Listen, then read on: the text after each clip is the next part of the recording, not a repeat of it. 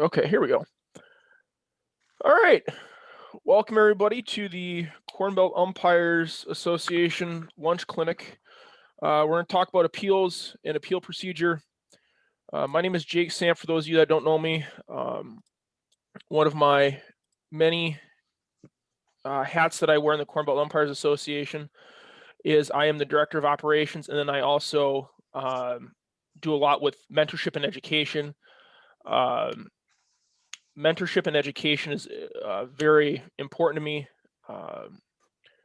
At my age, I would not be fortunate enough to work some of the levels and have some of the opportunities that I have if guys didn't lend a hand and give advice as I was coming up.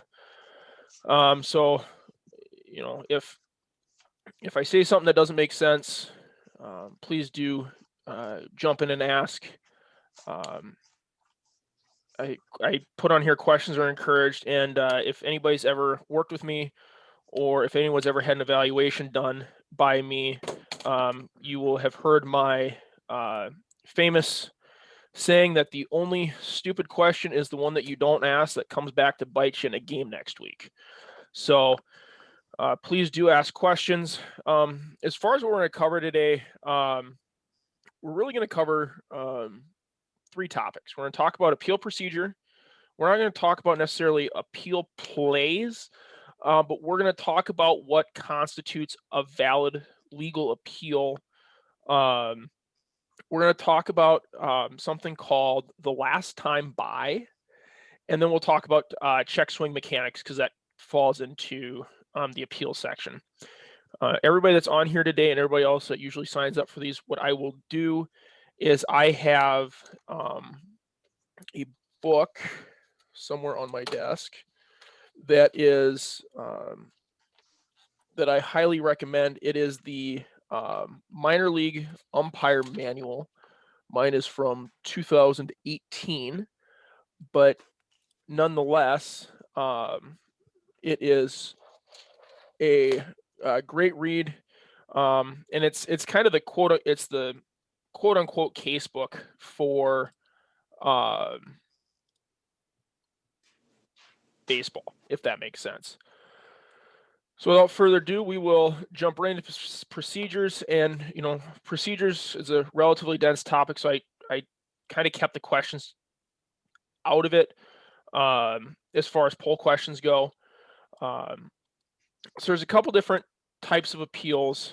Back up here. So the most common types of appeals are for misbased, which is a failure to read touch, check swing, and batting out of order. Batting out of order we will likely discuss at a future clinic.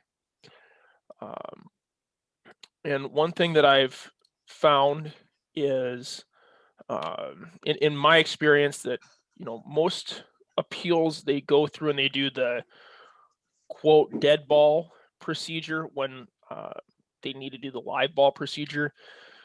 And I'm going to emphasize this, the last one, the use of the dead ball procedure does not nullify the opportunity to appeal. So first and foremost, talking about the NFHS Rule 86A 1 and 2 discusses the two types of appeals that are allowed, missing a base and then leaving a base prematurely. And then as far as the appeal procedure is concerned, you may make an appeal during a live ball by any fielder in possession of the ball, touching the base or left too soon on a caught fly ball. The other one that people sometimes forget about is that you can have an appeal by tagging the runner that committed the violation instead of throwing it to the base. Here is your dead ball procedure. I'm not going to read through this.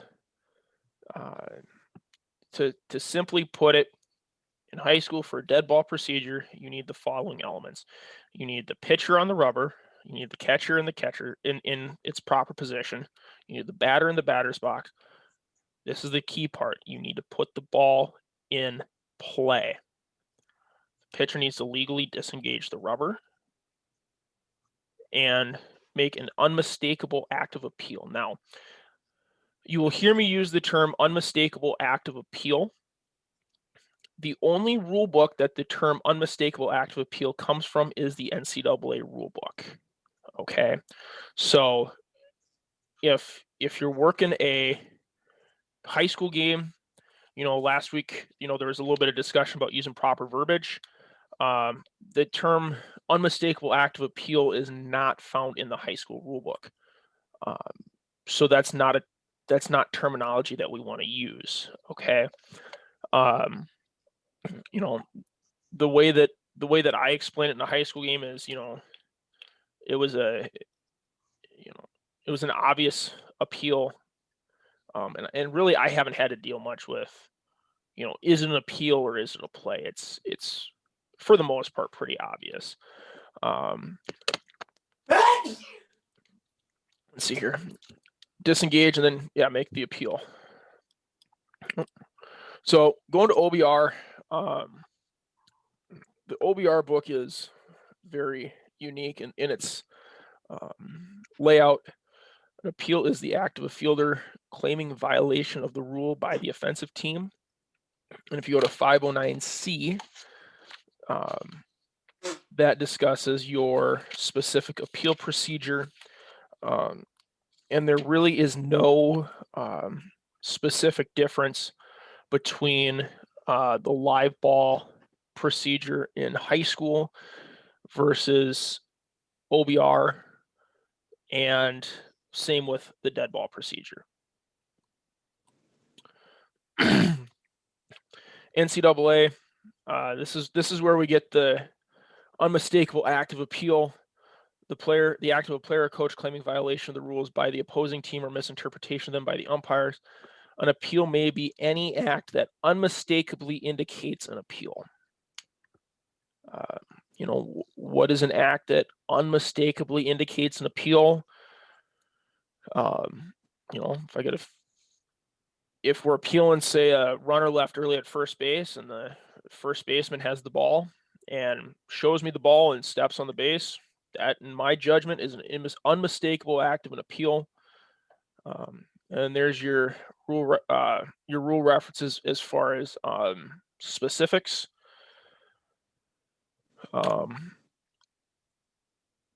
And just to circle back to the NFHS rules, because I did miss one part and I just realized it. In high school rules, you can have verbal appeals. So you can have, they can just say, hey, we want to appeal that this happened. Do we have any questions regarding just the appeal procedure as I've kind of outlined it?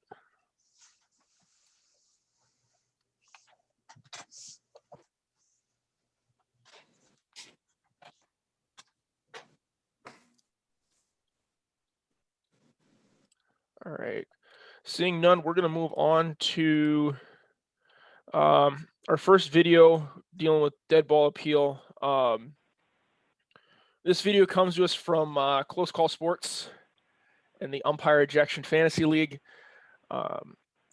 If you're not following this website on social media and you are on social media, I highly recommend you do.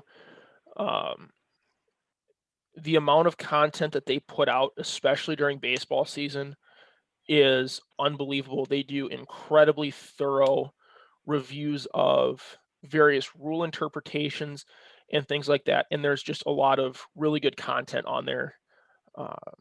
So without further ado, we'll play this.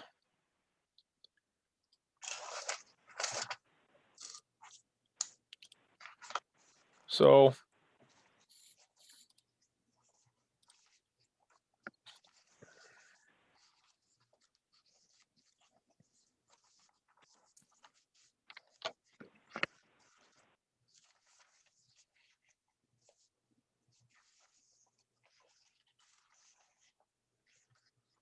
I'm gonna back that up here real quick.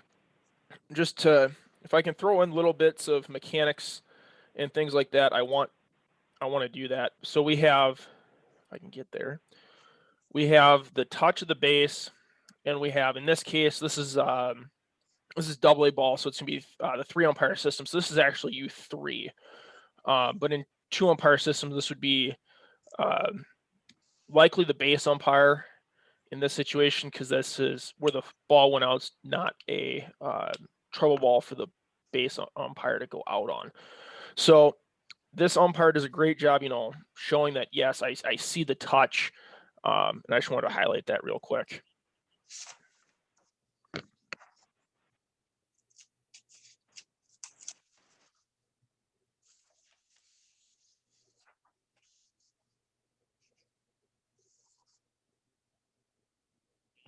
Notice the plate umpire is just staring at it.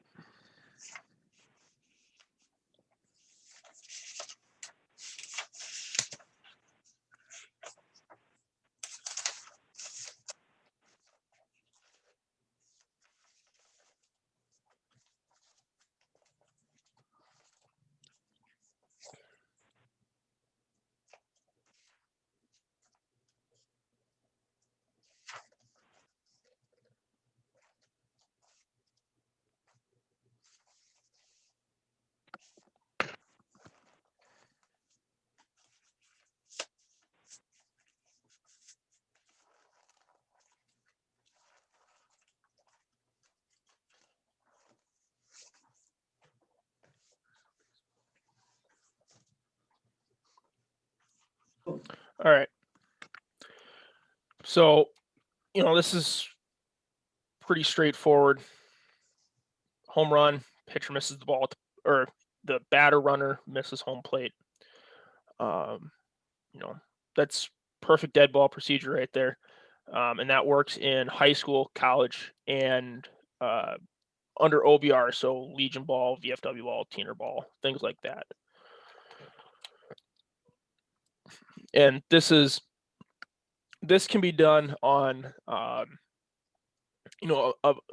missed base of, whether it's first, second, third, or home. Most of the time on a missed base, you're not going to have a dead ball appeal, because usually the ball just gets thrown back into the infield, goes to the pitcher, and we don't have a ball going out of play, or we don't have time getting called. So, as I was just alluding to, perfect opportunity to look at a live ball appeal for a missed base.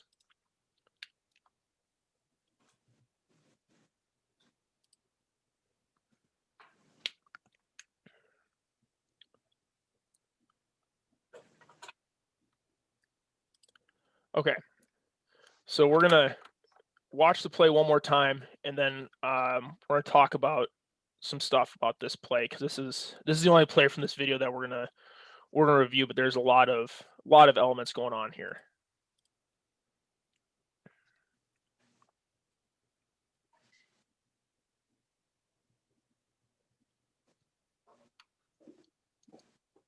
So we can all clearly see that we have a missed base by the batter runner. I'll back this up. And then this is where we were talking about the unmistakable act of appeal. This is where stuff gets confusing. So we have a tag. So that is, he is appealing it, and you got Wendelstedt walking by. I think that's Hunter. That's Hunter Wendelstedt. And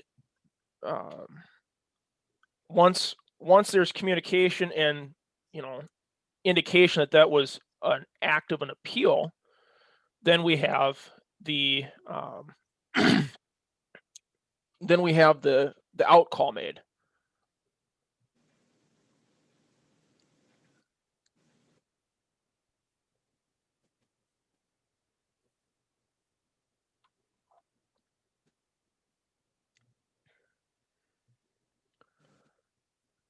Just for note on this type of play here, the first baseman in this situation would only have to go back and touch first base. Now, one thing from a mechanic side of things, if we should always be watching the touches of any base. If you know that you have a missed base, Hunter Wendelstedt, the first base umpire, does a fantastic job of not giving it away that he knew that he missed the base. And that's a key element, is just making sure that, you keep that poker face that we were talking about, or that the video was talking about on the first video with the home run. But just know that, know when you may have an appeal coming. Sometimes the teams aren't going to realize that there's an appeal potential. But we don't want to get caught, flat-footed where we have no idea what's going on, or frankly, even that there's a potential appeal. Any questions to this point? Hey, Jacob. Yes, go ahead. Maybe you're going to get to this, maybe you're not. I had a situation last year in a freshman NFHS game where it was 2 outs, runner on first and second. It was a tie ball game. I was a single umpire. Ball was hit to the gap. Runner comes around third. The ball's overthrown to home. He slides and somehow misses the plate. How long do you wait for that appeal to come in? Or do you just turn and start heading, and then when you hear appeal, go back? Okay. So that is a great question. And we may discuss that, but I'll get to that. That's fine. Right I didn't now. know if that was coming still. No, and it may be in there because we talk about player attempted play. When does a team lose its right to appeal? Okay. And I believe that we're going to hit that. So I will make a quick note of that, and I'll make sure to circle back to that. Okay. And if I don't, please remind me. So as we were talking earlier, for an appeal of a missed base or leaving too early, this is the criteria that has to be met in order to make a legal appeal. Now, as I discussed earlier, there's other appeals. There's improper equipment, batting out of turn, check swings, which we'll discuss further here. And batting out of turn is going to get discussed in a lineups presentation, because that is very complex, especially with some of the new rules when you start talking about having the OBR DH, we'll call it, where you have just the designated hitter for the pitcher, but then you have the designated hitter for any player, or you have what's called the player DH. So that's going to be a topic for another discussion that we have, just because of the complexity of it. Here we go. So what nullifies the opportunity to appeal? The rulebook states, and I'll just use 509C, which is OBR, which is really the general base of all rulebooks, and it states that an appeal under this rule must be made before the next pitch or any play or attempted play. Okay. Now, if we have a play in which the inning ends, then it must be made before the defensive team leaves the field. And I believe, and I don't work a whole lot of high school, but I believe high school has a similar rule, and colleges all infielders have left the infield and the catcher has left the dirt circle, if I remember correctly. But I will make sure to supplement that question just so everybody knows, everybody's all on the same page. So in NCAA and high school only, a balk is considered a play or attempted play. There's a concept called a definite break in the action. No, a trip does not necessarily constitute a definite break in the action. And then in NCAA, you lose your opportunity to appeal on a ball that's thrown out of play only when the ball is thrown out of play in the attempted appeal. The play or attempted play. So this is where a lot of umpires get tripped up on appeals, is the concept of the play or attempted play. And we're going to really dive into that during our base awards discussion because there's a lot of things that are contingent on, is it a first play, second play, and then how does that affect the award? Is it from the time of the pitch, time of the throw? But the fundamental concept with a play or attempted play. A player attempted play could be a pitch. And that's really the big one. The part that trips up a lot of umpires, especially starting out, is if you have, and like I'll read a play here out of the manual, and I'm going to I scanned in the MILB manual case plays that we have for this topic, and I'll send it out to everybody. But so you got a runner on first with one out. The batter doubles. Runner on first rounds the bases and tries for home. On the plate, the catcher misses the tag and the runner misses the plate as he slides. As the catcher begins to chase the runner to apply the tag, the batter runner tries for third. Seeing this, the catcher throws to the third baseman who retires the batter runner. Can the defensive team still appeal at home on the runner originally at first? And the answer is yes. The catcher's play on the batter runner at third is still a part of the continuous action created by and following the batted ball. So when a play is over, the defense has to make that appeal at their first opportunity when the play is over.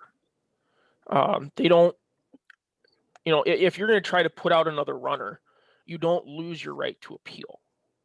That's counterintuitive. Did that answer your question on, what ends an opportunity to appeal? Are there any other questions as far as opportunities to appeal and things like that? Jake, just to clarify here, working high school games, let's say they do want to appeal, and based on what that slide says there, the pitcher tries to do a dead ball appeal and balks in the process, they can no longer appeal. Is that correct? That is correct. Okay. Because the onus is on the team to know what they're doing. Okay. And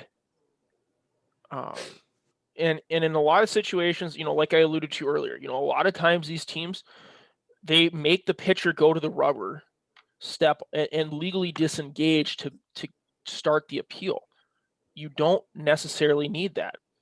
The only time that you need the pitcher to step on the rubber is when we do a dead ball appeal, because that's the things that allow for the umpire to put the ball back in play. You need pitcher on the rubber, batter in the box, catcher in his position, and the pitcher needs to have possession of the ball. Then the umpire can put the ball in play, and then the ball is considered in play. So then you can step off and make the appeal. So that in a high school situation like you're talking about, if we're talking about a live ball appeal, they're doing extra stuff, which does not necessarily negate their right to an appeal, but they're doing more work than what's required. So if they screw up, then they lose their right to appeal. Jay, can you hear me? I certainly. Hey, Larry, how are you? Hi, good. If you're talking about dead ball appeals for high school baseball, if the ball is dead and the guy commits a balk before you put the ball in play, there is no balk. Correct. So therefore you can't have during a dead ball appeal, there can't be, that's why high school put this in to get rid of all this procedural stuff where people will screw up.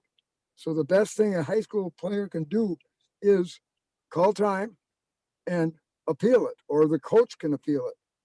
And you can't make a mistake then. And if the guy did miss the base or took off too early, the umpire should call him out in high school baseball. We had a play at the end of the one of our Class B state tournaments, I want to say 2 or 3 years ago, and the umpire, because it's amateur baseball here in Minnesota, used the dead ball appeal. The coach came out and pointed out to him on a play that ended the game. So they ended up going extra innings now because he allowed the dead ball appeal. Because the ball got thrown wherever it went. I don't know where it went, but there was 400 people on the field, you know, he's trying to get it. So anyway, just wanted to clarify, you can't balk until the ball is in play. Right. So Your wisdom and knowledge and insight is much appreciated, Larry. For everybody that does not know Larry, Larry is a clinician out of the Twin Cities for the Northwest Association of Umpires, and is just a phenomenal baseball mind, and has provided numerous resources to me over the past several months to help with creation of the rules bulletins that Connor and I send out, and other things like that. Moving on to check swing. Check swings are always one of those interesting things that a lot of less experienced umpires have questions on. And the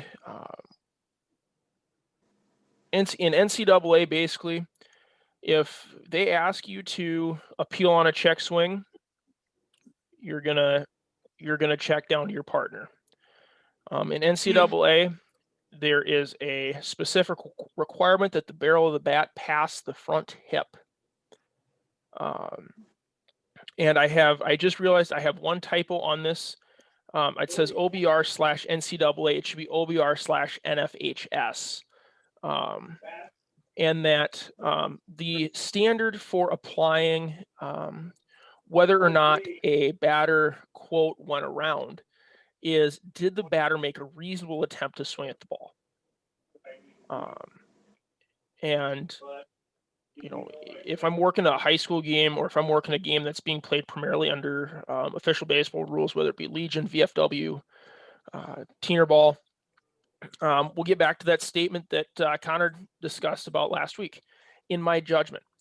And, you know, first and foremost, you can't argue balls and strikes.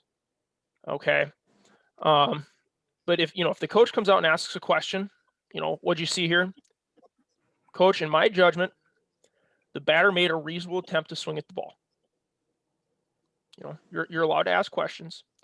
But it's a judgment call at the end of the day, and you cannot argue balls and strikes. And if a coach wants to come out and argue on a check swing, give him a ball strike warning, because you are not allowed to argue this. In NCAA, in NFHS and OBR, there is no requirement to go and ask for help, but there is in NCAA.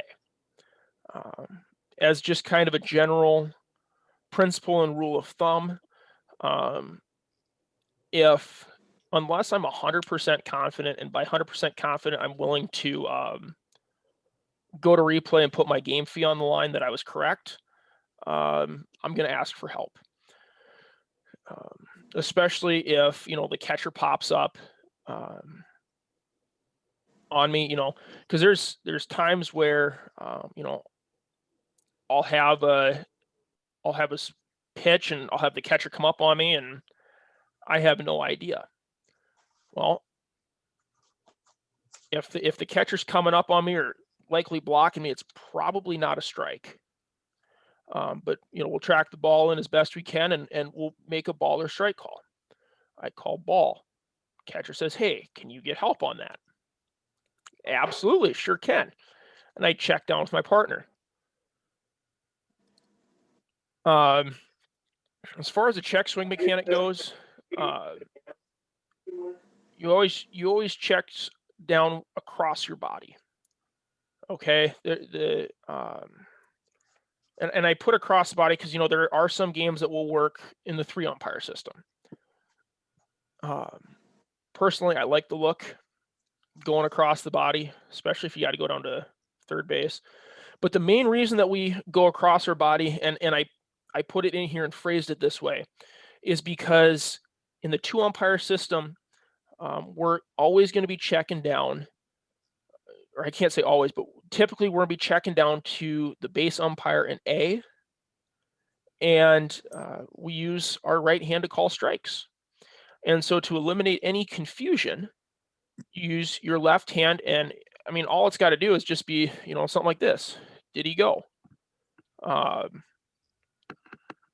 And the other thing with the check swing mechanic, base umpires have to be ready at all times. Every single pitch. If you have a pitch, so I'll be working a game, doesn't matter if I'm in A, B, or C position, pitch comes in. If there is an attempted swing in my head, I will make a call in my head only. And I will say, yes, he went, or no, he did not, on every single pitch that there is an attempted swing.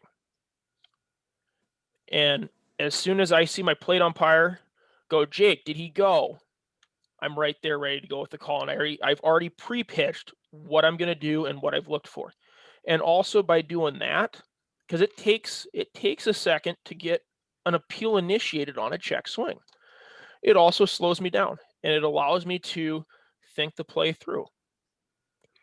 So base umpires, be ready at all times. The absolute worst feeling that a plate umpire can have is the dreaded check down to your partner and you get deer in the headlights and I don't know. So base umpires, be ready at all times for check swing appeals. Got a good one here. We'll actually get an ejection out of this one. And this is a 4-man system, but we'll have a check swing or check down to the third base umpire.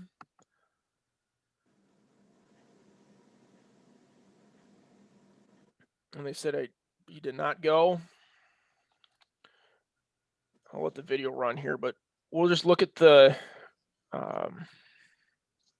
what the base umpire Tony Randazzo was looking at.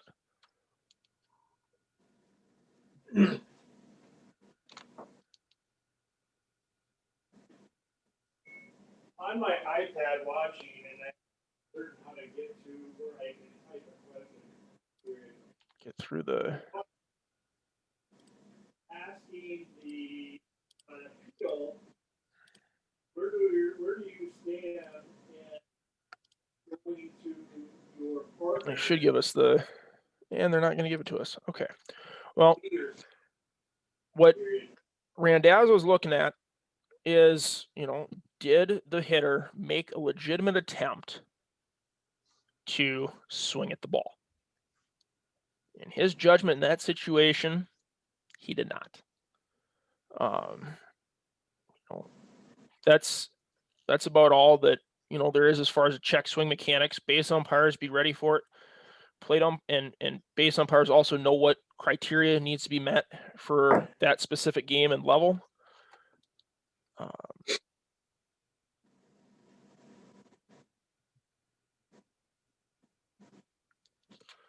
The other point that I'd like to just address with check swings, if you're working in the 2-umpire system and you got your partner in the C position, and like I was saying with a college game, yep, if they ask, you still check down, even if your partner's inside the infield working area. Base umpires, give your plate umpire the best shot that you got. I got a question here.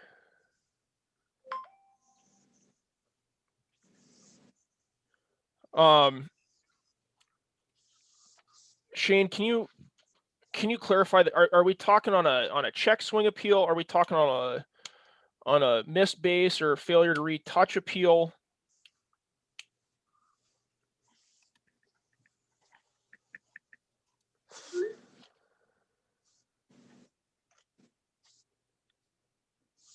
Okay, so the question is, on a check swing, where do you stand and going to your? Okay, so I just kind of hit on this a little bit. With the question discusses, my opinion on getting help when your partner's inside the infield working area.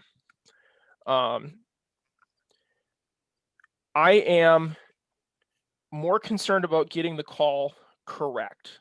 That is our job, and our responsibility. On a play where I'm confident I got it correct, especially if my partner's in the C position, and I'm not working a college game. Okay, if we're working college, we have to go down and ask our partner. But if I'm working a varsity game for high school, and I'm 100% confident that I know he did not swing, I probably won't check down on that. But if I got blocked out, the catcher came up and blocked me out, absolutely I'm going down to get help. And the part that can get frustrating is after the you check down to your partner inside the infield working area. Well, you get the coach. Well, he can't see that. He or she can't see that play. Well, there's two of us out here, and if we're talking about base umpire, especially inside the infield working area, that's going to go and I don't want to say overrule the plate umpire, but say that yes, the player went. Be confident in it. You're probably going to have to sell it more from a mechanic standpoint, but be absolutely confident that yes, that batter did make a legitimate attempt to strike at that pitch. If you're gonna rule on a play from the infield working area. Great question, though. Do we have any other questions as far as check swings?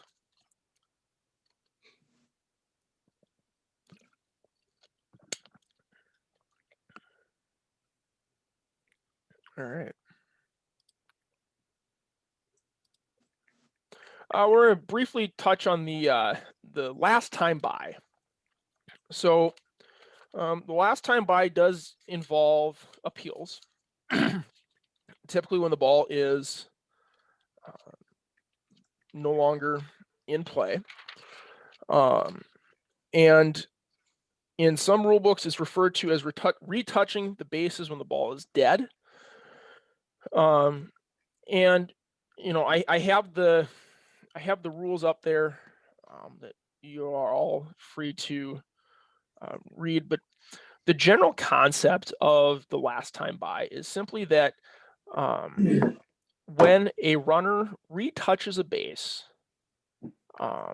due to a base award, any previous base running errors are corrected. So, if we break this down, the verbiage in the high school rule is pretty good because it talks about either advancing or returning to. So, you have a runner that achieves the next base overruns that base and they have to get back to the base they were at the time of the pitch. Well, under the last time by, if that ball were to go out of play, when they retouch and then touch that base again, that would in essence correct that base running error. It's a pretty simple concept that if you retouch it, it corrects any previous infraction.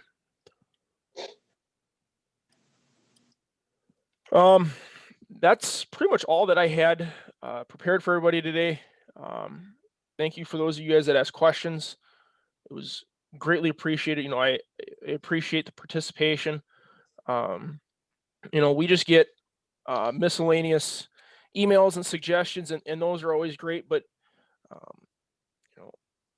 I can't always assume what everybody's wanting to learn about as far as a specific topic. So your guys' participation is very useful and very welcomed. Looking ahead, next Wednesday at noon, Connor and I will be discussing blocks, and it's going to cover likely just OBR and high school. There are a few small similarities between them. And if there's any questions that you have, please feel free to reach out to me. And I will do my best to get those questions answered.